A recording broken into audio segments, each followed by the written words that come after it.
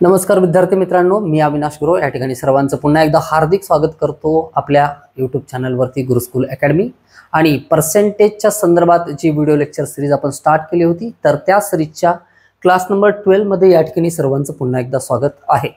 Police भरतीचे विद्यार्थी या ठिकाणी खुश असतील की जवळपास नियर अबाउट 150 प्रश्न आपण या ठिकाणी कंप्लीट केलेले आहेत। 2024 च्या 38 प्रश्नांचा समावेश आणि त्याच्या व्यतिरिक्त क्लास नंबर 4 पासून ते क्लास नंबर 11 पर्यंत जे काही आपण या ठिकाणी क्वेश्चन घेतलेले आहेत त्या सर्व प्रश्नांचा समावेश पोलीस भरतीच्या PYQ मध्ये करण्यात आलेला होता, जे की सर्व क्वेश्चन आपण या ठिकाणी कंप्लीट केलेले। आजचा व्हिडिओ शेवटचा व्हिडिओ असेल। शेवटचे आपण काल 25 नंबर पर्यंतचे क्वेश्चन काहीतरी बघितले होते, त्याच्यानंतरच्या प्रश्नांची तयारी आज आपल्याला करायची आहे।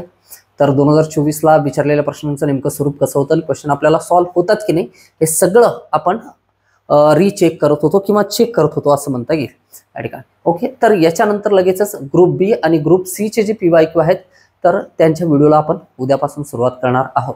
ओके, या पद्धतीने असं म्हणता येईल की टक्केवारीचा एक टप्पा आपण या ठिकाणी सक्सेसफुली पूर्ण करण्यात म्हणजे केलेला आहे। सरळ सेवा भरतीला विचारला जाणारा जो काही क्वेश्चन असेल टक्केवारीवरचा, तर तो क्वेश्चन आतापर्यंत जेवढे काय आपले प्रश्न झाले त्या प्रश्नांच्या टाईपच्या बाहेर असणार नाही। ओके, चला तर मग सुरुवात करूया आजच्या लेक्चरला।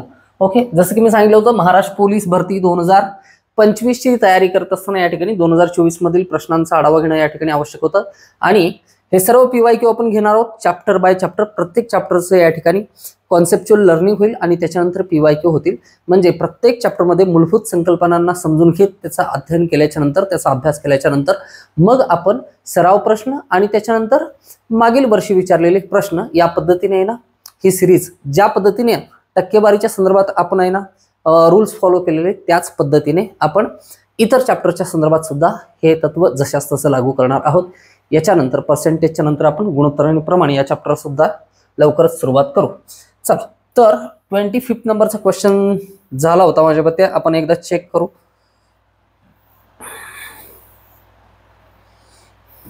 ओके, कालचा जो क्वेश्चन होता 24 नंबर, एका गावची लोकसंख्या आहे, त्याच्यानंतर एका जंगलातील सागवानाच्या झाडांची संख्या 8000 आहे। हा क्वेश्चन काल आपण कंप्लीट केलेला होता।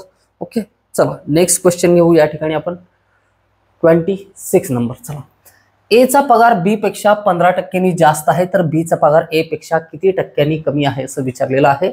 तर क्वेश्चन खूप वेळा आपण या टाईपचे क्वेश्चन खूप सारे केलेले। गडचिरोली जिल्हा चालक 2024 ला विचारलेला प्रश्न आहे। पर्याय दिलेले 13.50, 14.23, 13.04, म्हणजे 100% आपला आन्सर दशांश अपूर्णांकामध्ये जाणार आहे।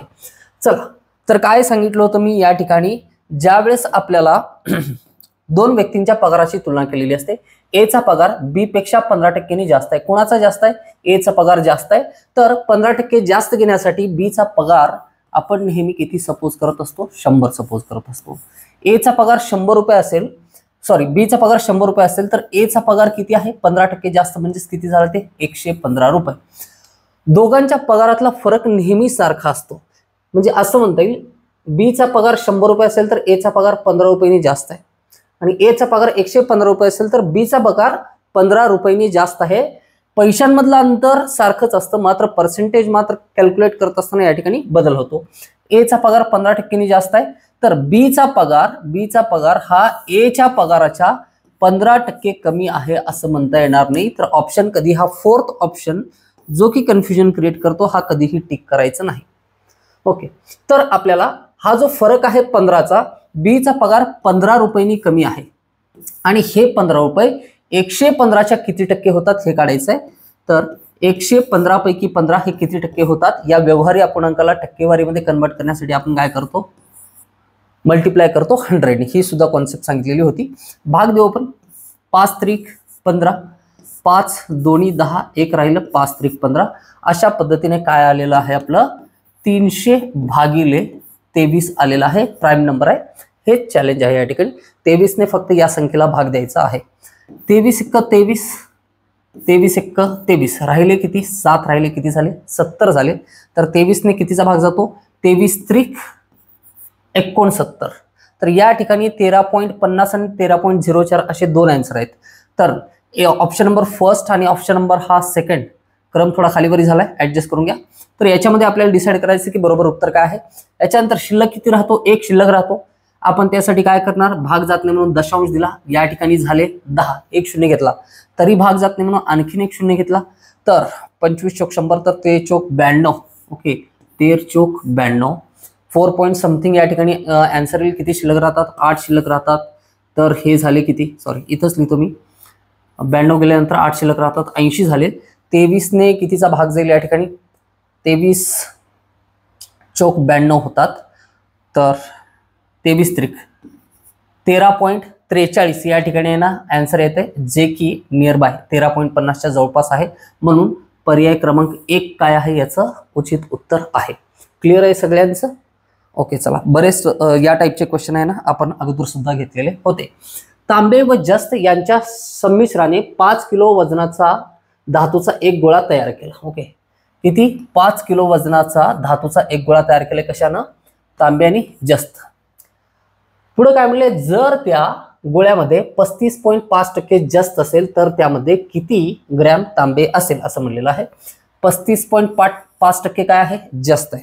वेगवेगळ्या पद्धतीने ना क्वेश्चनला इझिली सॉल्व्ह करता येतं. कोणते कोणते मेथड असतील, एकतर आपल्याला किती ग्राम तांबे आहे म्हणले तर 5 किलोला अगोदर ग्राम मध्ये कन्वर्ट करून घ्या. संमिश्राचा जो गोळा आहे तो किती केजीचा आहे, 5 केजीचा. ओके, आणि ही नोट या ठिकाणी लिहून घ्या की 1 kg 1 किलोग्राम म्हणजे किती ग्राम असतात, 1000 ग्राम असतात. हा सुद्धा एक स्वतंत्र टॉपिक घेईन मी परिमाणांचा. ओके, चलो. तर या ठिकाणी 5 kg म्हणजेच आहे ना 5 गुणिले किती झाले, 1000 म्हणजेच किती ग्राम होतात. हे एकदम बेसिक आहे. मात्र अगदी बिगिनर असलेले असे विद्यार्थी ज्यांना माहित नाही याच्याबद्दल, तर त्यांच्या मनात आहे ना या ठिकाणी शंका नको की 5000 ग्राम घेतले कसं. त्याच्यासाठी मी सगळ्याच गोष्टी या ठिकाणी सांगतो. ज्यांना माहिती आहे त्यांनी थोडंसं स्किप करायचं किंवा व्हिडिओ थोडासा स्पीड वाढवून बघितलं तरी हरकत नाही, किंवा थोडेसे एक 10-15 सेकंद स्किप केला तरी हरकत नाही. 5000 ग्राम. आता 5000 ग्राम संमिश्राच्या धातूच्या गोळ्यामध्ये 35.5% काय आहे, जस्त आहे. आपल्याला काय विचारलंय, तांबे किती आहे. 35.5% जर काढलं तर काय निघेल, जस्त निघेल. ते जर मायनस केलं तर किती ग्राम तांबे आहे त्याचं उत्तर भेटू शकतं. किंवा असं म्हणू शकतो आपण या ठिकाणी बघा, जस्त किती आहे म्हणून सांगितलंय. याच्यामध्ये जस्त जे आहे किती आहे, 35.5% आहे असं सांगितलंय. हे सुद्धा काढू शकतो. किंवा डायरेक्टली आपल्याला विचारलंच काय होतं, तांबे किती आहे असं विचारलं होतं. तांबे किती आहे, तर तांबे कसं काढणार आपण, तांबे 100% 35.5% जास्त असेल तर तांबे शिल्लक राहिलेलं 64.5% हे काय असेल, तांबे असेल. तर 5000 ग्रामचं 5000 ग्रामचे 64.5% काढू शकतो डायरेक्टली. स्प्लिटिंग मेथडनं काढू शकतो. 60% त्याच्यानंतर 4% किंवा 65% काढून मायनस 0.1% सुद्धा करू शकतो. दोन्ही मेथडनी क्वेश्चन या ठिकाणी ना करून दाखवेल. आधी आपण गुणाकार पद्धतीने सॉल्व्ह करू. मी काय सांगितलं होतं, पर्सेंटेज काढत असताना दिलेल्या कोणत्याही संख्या असतील त्यांचा गुणाकार करा, 2 अंक सोडून दशांश द्या, पर्सेंटेज निघून जाईल असं सांगितलं होतं. 5 5 25 ला 5 हातच्याले 2, 5 चौक 20 आणि 2 22 ला 2 हातच्याले 2, 5 सक 30 आणि 2 32 आणि एकूण किती शून्य त्याच्यामध्ये 1 2 3 1 2 3. गुणाकार पूर्ण झाल्याच्या नंतर हा दशांश दिला आपण 1 अंक आणि पर्सेंटेज साठी हा दशांश किती अंकांना पुढे सरकवला, 2 अंकांनी. तर आपलं आन्सर काय बनतं, 3225 ग्राम एवढं उत्तर यायला पाहिजे. दुसऱ्या मेथडनी कसं करू शकतो याला, 65% या ठिकाणी आहे ना सरळ सरळ अर्धा टक्का मायनस करायचा आहे या ठिकाणी. तर कसं करतो, चल 5000 ग्राम आहे, 5000 ग्रामचं 10% किती होतं, 500 होतं. तर 60% किती होतं मला सांग, 60% किती होईल. हे जर 10% असेल तर 60% किती होईल, 6 ने मल्टिप्लाय केल्याच्यानंतर 6 5 30 हे किती आलं, 3000 ग्राम आलं या ठिकाणी, 3000 ग्राम. त्याच्यानंतर तर 10% जर 500 असेल तर 5% किती असतात, आपल्याला 65% काढायचे. बरं 60% काढले, आता 65% काढतोय. 60% काढलेला आहे आपण या ठिकाणी. चला परत एकदा लिहितो मी. 5000 चे 60% काढले आपण, किती आलं ते 3000 आलेलं आहे. त्याच्यानंतर 5% काढायचं, याला कॅल्क्युलेशनची गरज नाहीये. ओके, न गुणाकार करायची आवश्यकता आहे.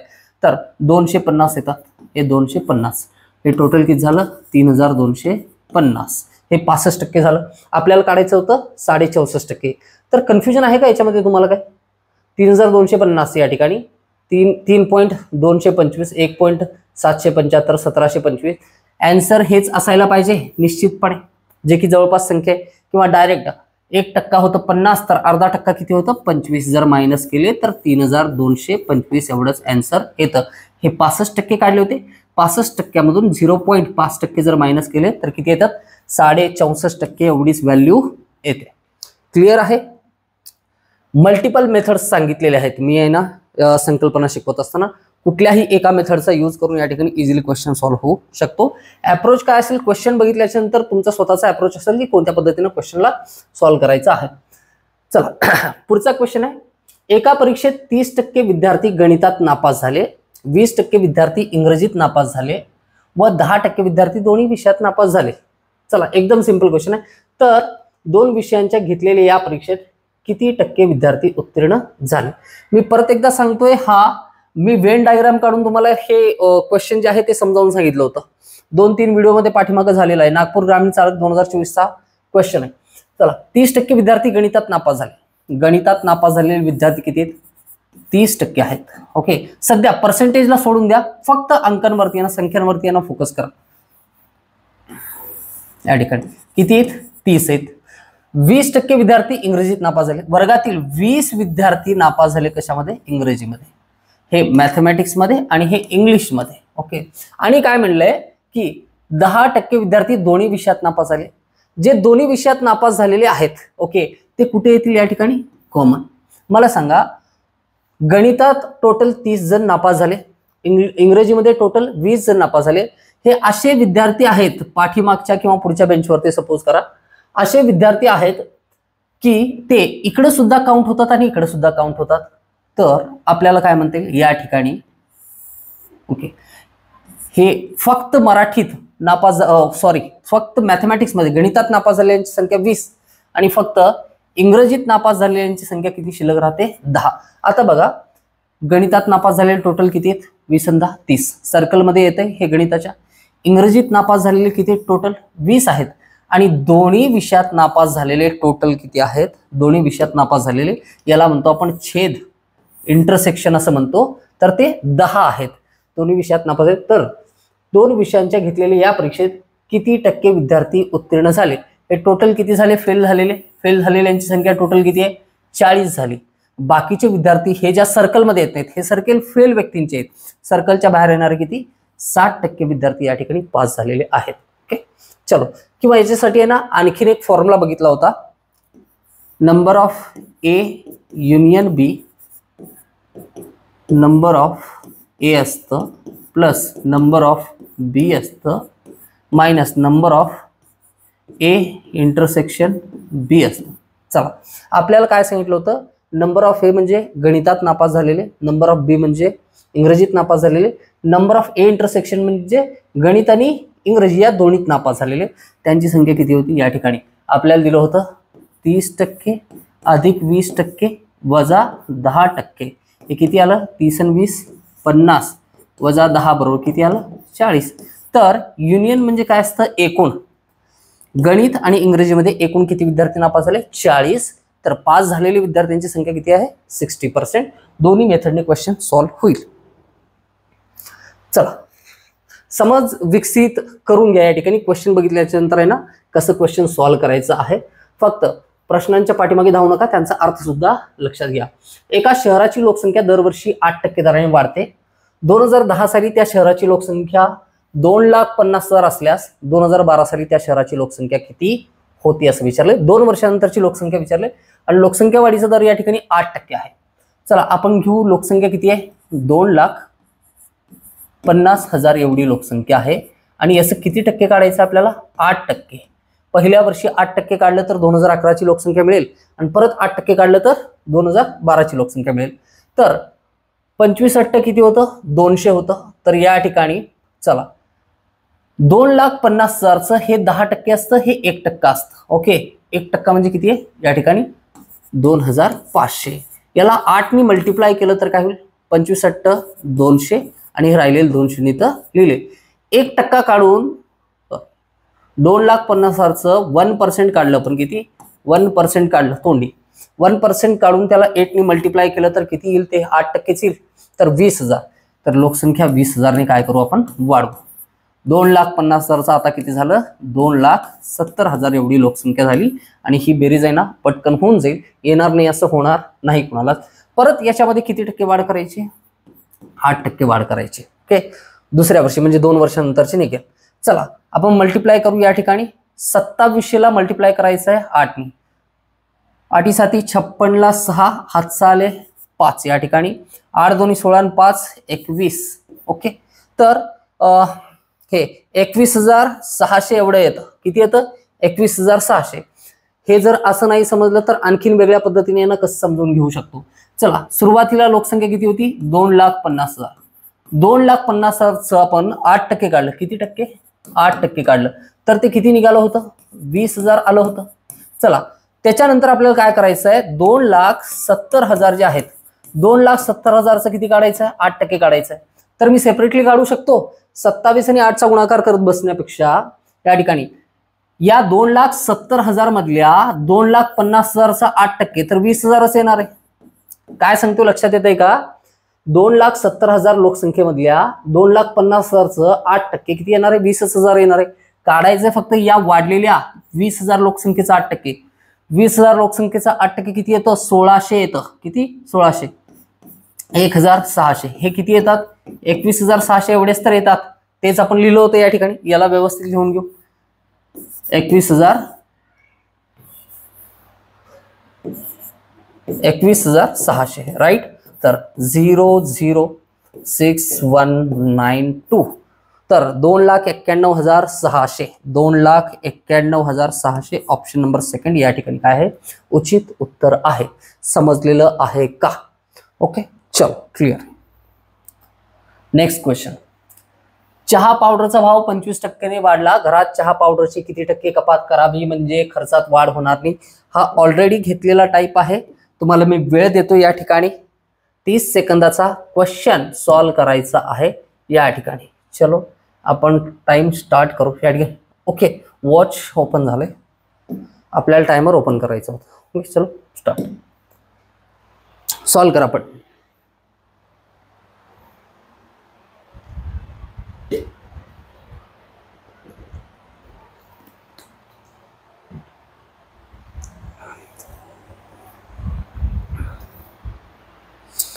या टाइपचे खूप सारे क्वेश्चन याच्या आधी पण विचारलेले आहेत, आता सध्या पण विचारलेला आहे आणि याच्या नंतर पण विचारले जातील.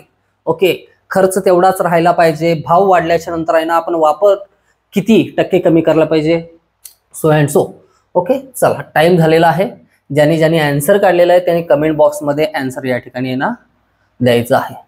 आपण काय करू चहाचा भाव हा रुपयांमध्ये घेऊ आणि चहा किती किलोग्राम वापरणार. आता चहा किलोग्राम मध्ये आपण वापरतो तर किलोग्राम मध्ये लिहिलेला आहे. आपण काय करू चहाचा भाव किती होता 100. ओके आणि किती किलो आपण वापरायचो 100 किलो वापरायचो तर आपले किती रुपये खर्च व्हायचे 10,000 रुपये खर्च व्हायचे. कंडिशन काय सांगितली आहे चहा पावडरचा भाव 25%ने वाढला. 25%ने वाढला म्हणजे आता किती रुपये झाला तो 125 रुपये झाला. तर किती टक्के कपात करावी चहा पावडर मध्ये म्हणजे खर्चात वाढ होणार नाही. खर्च तेवढाच ठेवायचा आहे. किती ठेवायचं आहे 10,000च ठेवायचा आहे. ओके तर 125 रुपये दराने किती किलो आणायला पाहिजे आपण हे काढायचं आन्सर. 125 गुणिले किती किलोग्राम चहापत्ती म्हणजे चहा पावडर म्हणजे 10,000 रुपये होईल टोटल. तर 125 ला पलीकडे घेऊन चला.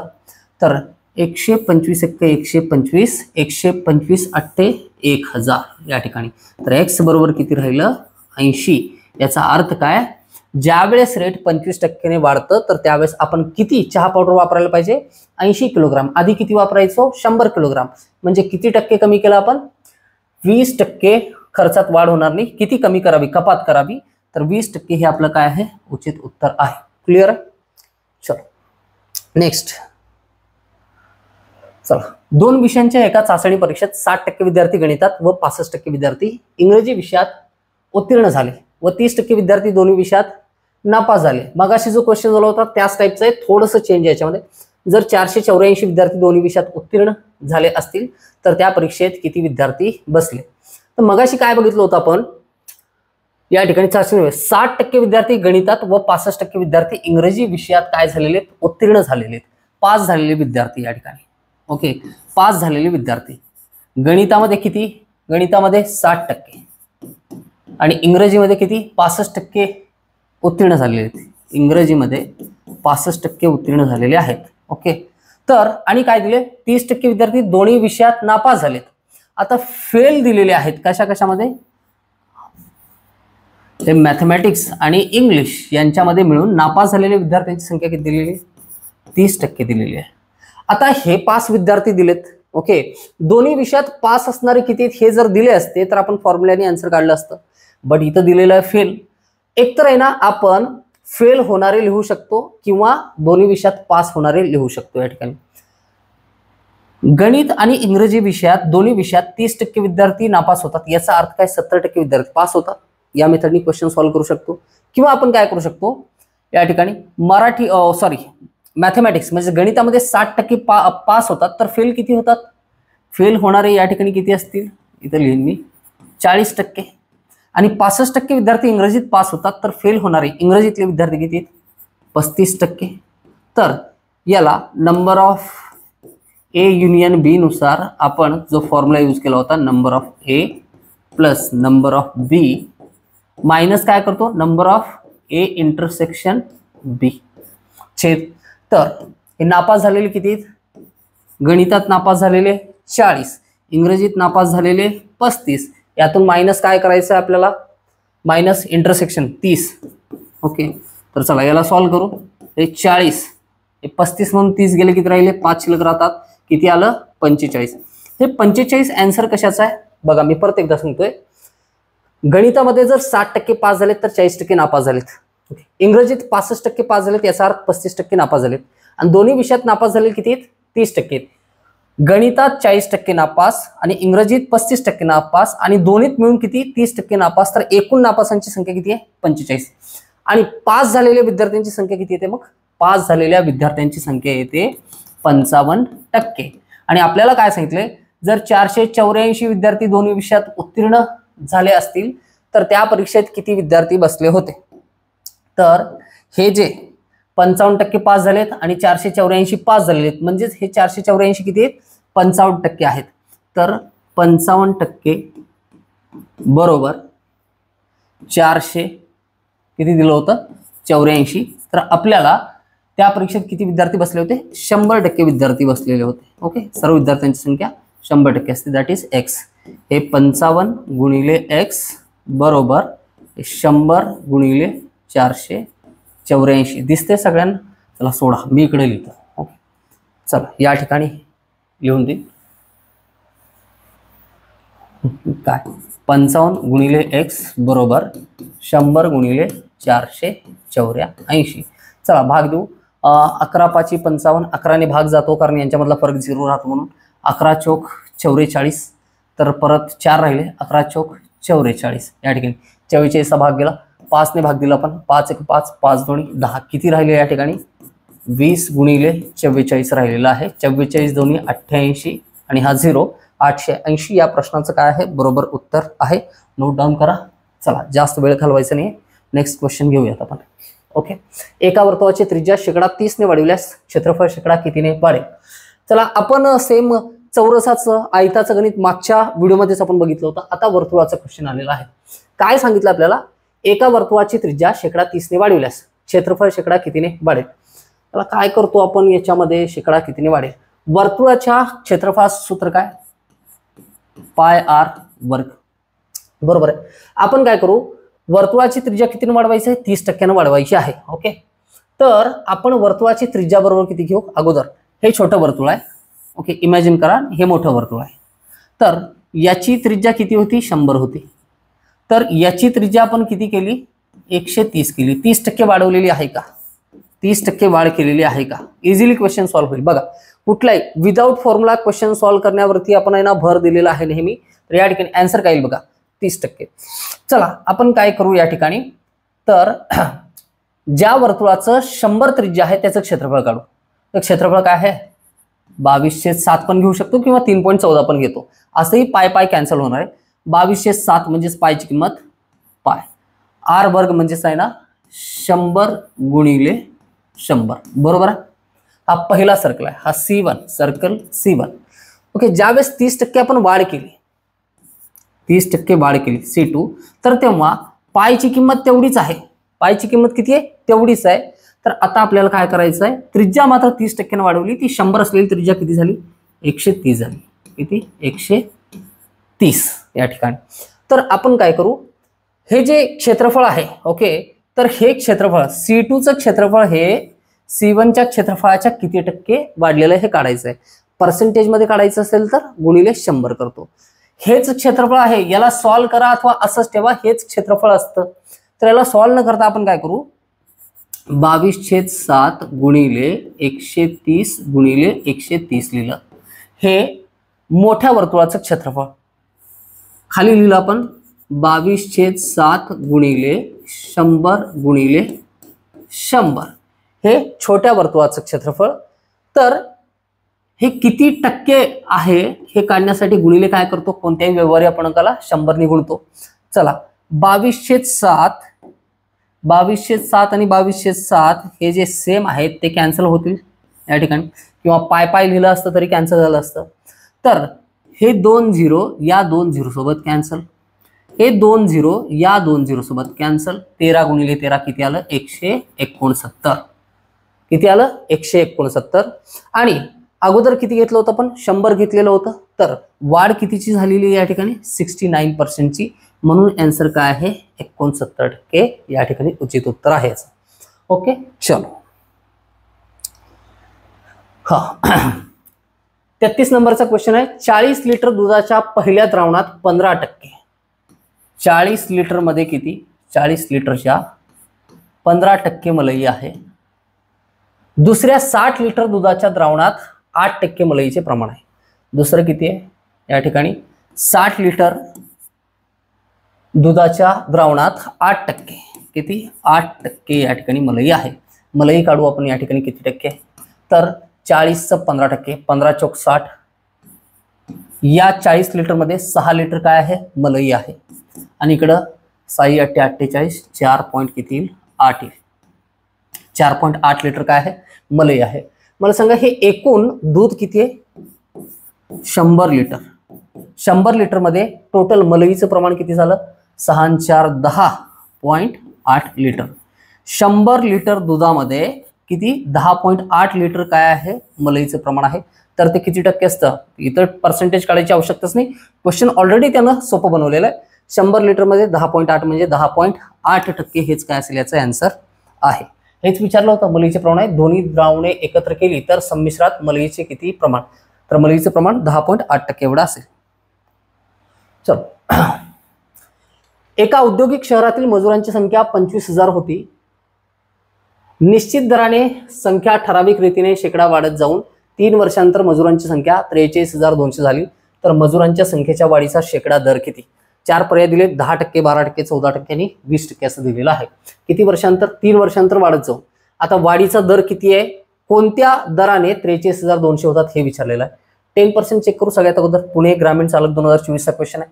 चला, 25,000 घेऊ. आपल्याला सवय आहे ही 3 वर्षानंतरची लोकसंख्या काढायची. 10% वाढवा. चला, 25,000चं 10% किती होईल? 2500 होईल. ओके, किती होतं? 00572. 27,500 झाले. परत किती वाढवायचं आपल्याला? 10% वाढवायचं आहे. म्हणजेच किती? 2750. ओके, 0 5 12 1 या ठिकाणी. तर 7 8 9 10 ला 0 हात चला 1 2 1 3. बट आता जर 10% वाढवलं या ठिकाणी तर 30,250 झाले. 30,250. तर आता जर याच्यामध्ये ना याचे 10% वाढवले तर आहे ना किती होतील? 3,025 होतील या ठिकाणी. ओके, 5 5 2 7 2 3 3 33,275. आणि आता परत बघा, हा पहिला वर्ष होता, हा दुसरा वर्ष होता आणि हा तिसरा वर्ष होता. किती आलंय? 33,275. वाढ तर किती झाली? 43,200. ती 25,000 वरून कुठे गेली? 43,200. चलो, 12% जरी अप्लाय केलं तर हे 33 35 36 होईल. 14 केलं तर 37 38 होईल. बट 43 होईल का? तर एक अंदाज असा सांगतो की आहे ना 10% जर आहे ना लोकसंख्या 43,200 बनत नसेल, ती केवळ 33,275 बनत असेल तर निश्चितपणे किती? 20% आपण चेक करू. चल, तर 20% चेक करत असताना या ठिकाणी काय करू? तर इथं आहे ना चक्रवाढ व्याजाचं सूत्र लागू केलं तर आहे ना सेकंदामध्ये क्वेश्चन तो सुद्धा कंप्लीट होईल. सध्या पर्सेंटेज वरती फोकस करतोय तर आहे ना त्याच पद्धतीने क्वेश्चनला सॉल्व्ह करतोय. 25,000 25,000चं 10% 2500 तर 20% किती होतात? 5,000 होतात. हे 5,000 ऍड केले किती झाली ही लोकसंख्या? 30,000 लोकसंख्या होते. 25,000 आणि 5,000 किती झाले? 30,000. 30,000चं परत 20% म्हणजे किती ऍड करायचे? 6,000. किती झालं हे? 36,000. ओके, 36,000चं परत 20% करायचं आहे. 36,000चं 10% 3600 तर 20% 7200 7,200. तर हे 0 0 2 6 7 13 3 हात 4 43,200 राईट आन्सर आहे. म्हणून पर्याय क्रमांक 4 काय असेल आपलं बरोबर उत्तर असेल. बरोबर आहे का या ठिकाणी सांगायचं सगळ्यांनी. या ठिकाणी कोणत्याही प्रकारची अडचण वाटत असेल तुम्हाला, कॅल्क्युलेशनची स्पीड वाढत असेल किंवा कॉन्सेप्ट क्लिअर होत नसेल किंवा हा सर क्वेश्चन थोडंसं खूपच अवघड होता किंवा वेगळ्या पद्धतीचा होता, नाही समजलं, कमेंट सेक्शनमध्ये ना तुमची जी काही क्युरी असेल, जी काही अडचण असेल ती जर त्या ठिकाणी तुम्ही ड्रॉप केला तर मला समजेल की काय चेंजेस करायचे आहेत, चेंजेस करायची आवश्यकता आहे किंवा नाही. चल नेक्स्ट. 2 विषयांच्या एका परीक्षेत 30% विद्यार्थी गणितात नापास झाले व 20% विद्यार्थी इंग्रजीत नापास झाले. जर दोन्ही विषयात 10% विद्यार्थी नापास झाले, दोन्ही विषयात शेकडा किती विद्यार्थी उत्तीर्ण झालेले आहेत? की चला हा क्वेश्चन आपण नागपूर 2024 मध्ये बघितला होता. आता मगाच्या कुठल्या तरी स्लाइड वरती झाला होता. सेम क्वेश्चन दिलाय, आन्सर 60% पुणे ग्रामीण चालक 2024 ला आलाय म्हणून रिपीट झालाय. माय मिस्टेक या ठिकाणी क्वेश्चन डबल झालेला आहे. या क्वेश्चनचा आन्सर आहे ना सगळ्यांनी सॉल्व्ह करायचा आहे. मी 30 सेकंद देतो तुम्हाला. ओके चला आपण लगेचच नेक्स्ट क्वेश्चन वरती जाऊया.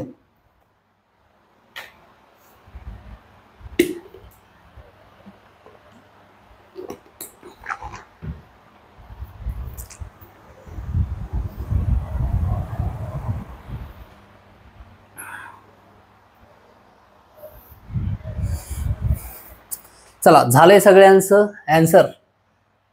30% अधिक 20% 50% वजा 10% तर नापास झालेल्या विद्यार्थ्यांची संख्या आहे ते 40% आणि पास झालेले विद्यार्थी किती असं विचारलं होतं. त्याचं उत्तर डेफिनेटली किती येईल? 60% एवढे येईल. या ठिकाणी स्टॉप करा. चला नेक्स्ट क्वेश्चन.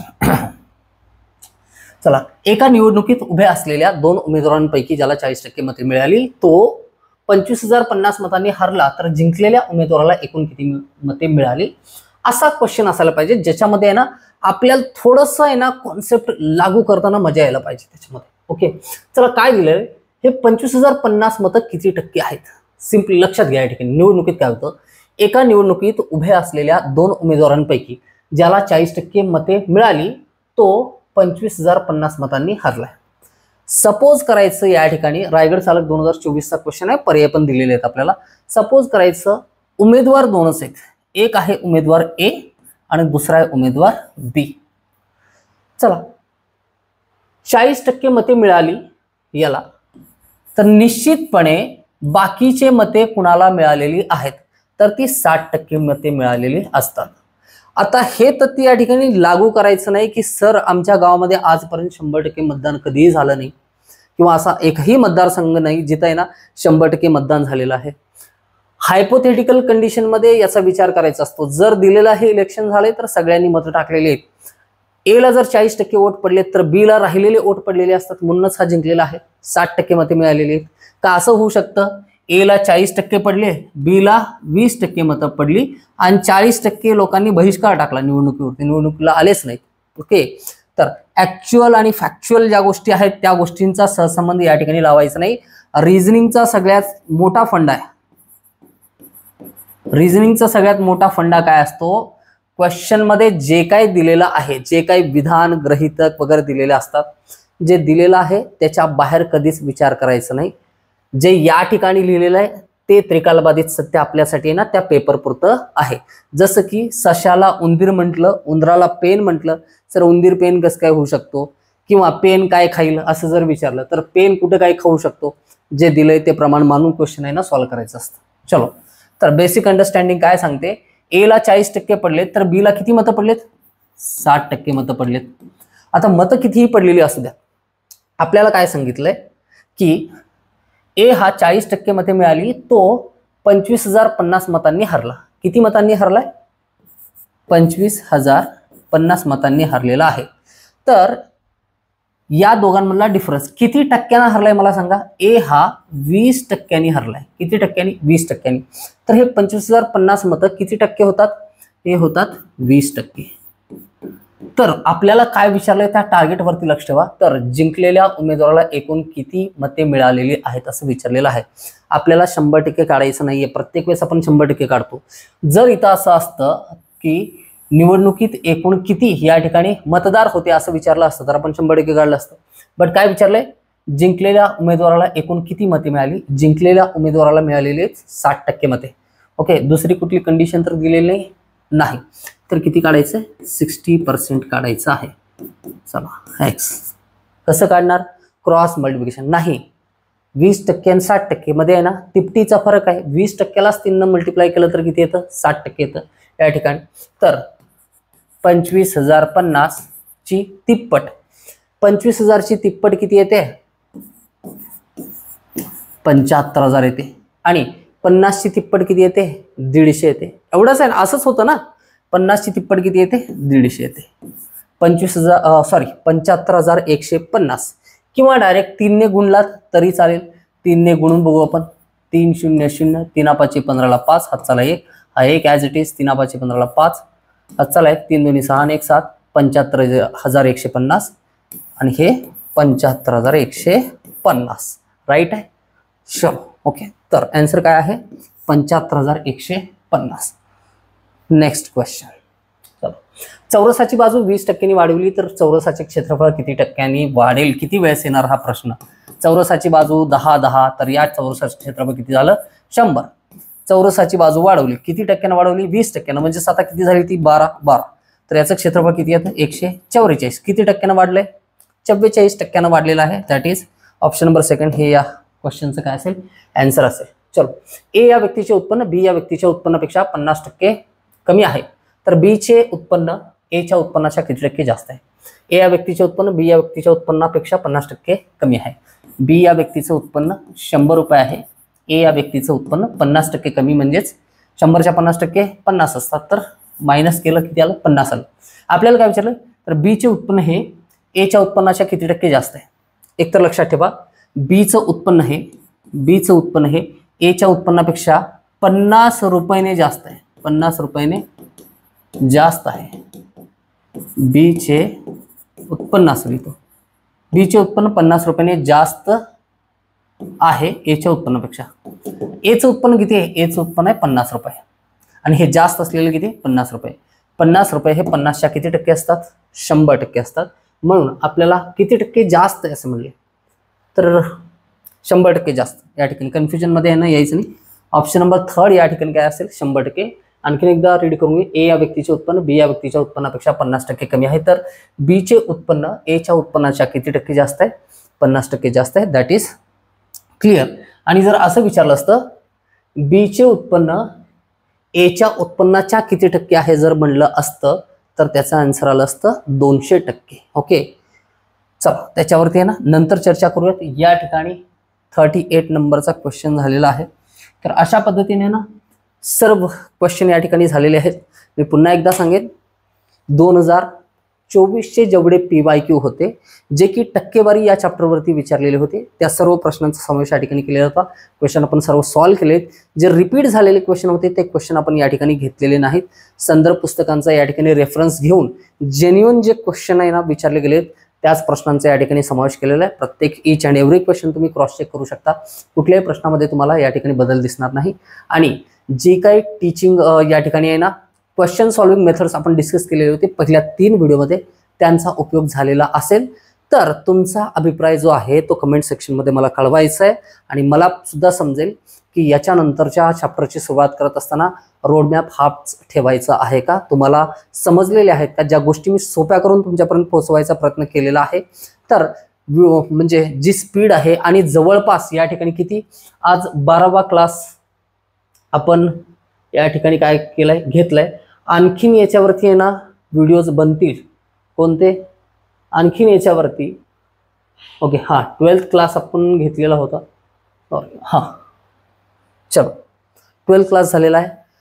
कंबाईन ग्रुप बी आणि सी चे क्वेश्चन नंबर ऑफ क्वेश्चन त्या ठिकाणी ना निश्चितपणे कमी असतील. आपल्याला त्या ठिकाणी 2024, 2023, 2022 असं करत प्रत्येक वर्षी एकच तर पेपर होतो. 36 जिल्हा केंद्रावरती ना वेगळे पेपर होतात पोलीस भरतीचे. मात्र कंबाईन ग्रुप बी आणि ग्रुप सी चा संपूर्ण महाराष्ट्रामध्ये ना एकच पेपर होतो एका वर्षामध्ये. मग पर्सेंटेजवरती असे किती क्वेश्चन असणार आहेत. म्हणून आपण ग्रुप बी आणि ग्रुप सी जे आहेत अराजपत्रित गट ब आणि गट क चे जे प्रिलिम्सचे क्वेश्चन आहेत आणि मेसला सुद्धा आलेले जे क्वेश्चन आहेत टक्केवारीवरती, अशा सर्व प्रश्नांचा समावेश त्याच्यामध्ये ना असणार आहे. तर आहे ना त्याच्याबद्दल बिलकुल कोणतीही शंका ठेवायची नाहीये, मनामध्ये बाळगायची नाही की आहे ना कुठला क्वेश्चन होईल कुठला होणार नाही, इझी लेवलचे होतील, हार्ड लेवलचे क्वेश्चन म्हणजे होईल किंवा नाही, पूर्ण तयारी होईल का नाही. या ठिकाणी कम्प्लीट सोल्युशन एक पूर्ण म्हणजे पूर्ण या ठिकाणी आहे ना काय म्हणू शकतो एक चांगला पर्याय तुम्हाला उपलब्ध करून दिलाय पोलीस भरतीच्या संदर्भात. गट ब गट क आणि राज्यसेवा पूर्व परीक्षेच्या बाबतीत सुद्धा आहे ना हाच रोडमॅप असेल. इच अँड एव्हरी क्वेश्चन जो पर्सेंटेजवरचा आहे तो घेतला जाईल, इव्हॅल्युएशन करता येईल, तुम्हाला अनालिसिस करता येईल तुमचं की आहे ना तुमची तयारी कुठेपर्यंत झालेली आहे. तर या बेसिसवरती ना कुठल्याही बुकमधला कुठलाही क्वेश्चन काढा, पर्सेंटेजचा सॉल्व्ह होतो की नाही बघा, आणि सॉल्व्ह जर होत असेल तर निश्चितपणे छोटंसं थँक्यू कमेंट सेक्शनमध्ये कळवायला विसरू नका. तर तोपर्यंत विश्रांती घ्या, स्वस्थ राहा, मस्त राहा, अभ्यास करत राहा. पुन्हा एकदा अशाच व्हिडिओमध्ये भेटू. जय हिंद. थँक्यू.